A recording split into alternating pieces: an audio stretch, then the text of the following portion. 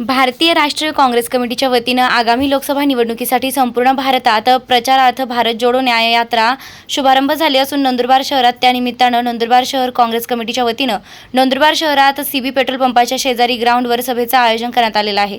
या सभेला संबोधित करण्यासाठी भारतीय राष्ट्रीय काँग्रेसचे अध्यक्ष राहुलजी गांधी येणार असून त्याची जय्यत तयारी सुरू आहे। सभेसाठी तमाम नंदुरबार शहरसह जिल्ह्यातील त्याचबरोबर संपूर्ण महाराष्ट्रातील काँग्रेस कमिटीचे अध्यक्ष सदस्य व कार्यकर्ते मोठ्या संख्येने उपस्थित राहण्याचं आवाहन नंदुरबार विधानसभा मतदारसंघाचे आमदार शिरीष नाईक नवापूर व केसी पाडवी धडगाव यांनी देखील केलेलं आहे। MDTV साठी अनिल राठोड, नंदुरबार।